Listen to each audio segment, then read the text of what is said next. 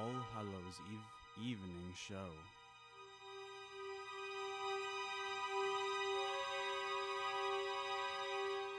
Starring Jarrell Gray.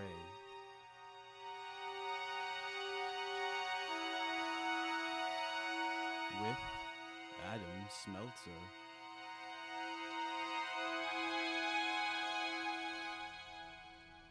Welcome to the show, everybody. Jarrell Gray, your host. I'm here with my guest, Adam. We're going to talk about spooky stories. The first one we're going to talk about is the Archback cheerleader.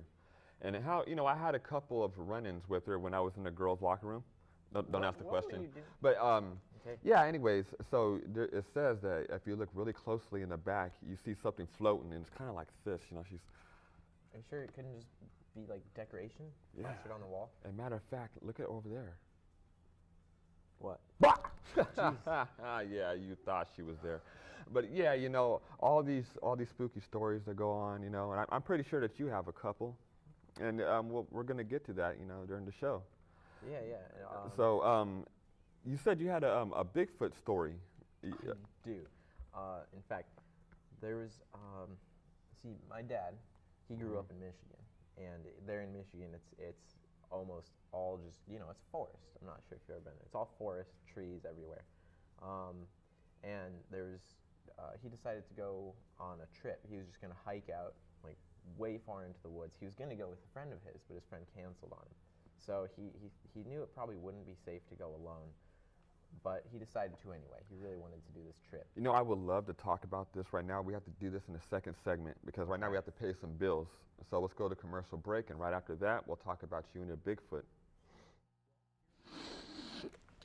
Tired of your world domination plans being thwarted by pesky superheroes? Then try this new product from Dastardly Bastards Co., Evil Genius Juice. This drink will make you turn into an evil genius within the first 10 seconds of that sip. You'll be faster, stronger, and even more sinister with each gulp. Deliciously evil, made with real puppies. Mwahaha. After one sip, you'll be the baddest on the block. And we're back, and we're talking Bigfoot in this segment with my guest, Adam, and he's going to let you know about his Bigfoot story. Yeah, so anyway, as I was saying, my dad, he decided to go hiking alone, even though he knew it wouldn't be the safest thing. But he was confident. He'd grown up in Michigan, so he was confident he could do all right. And he went hiking out. He was hiking for he was a 3-day hike.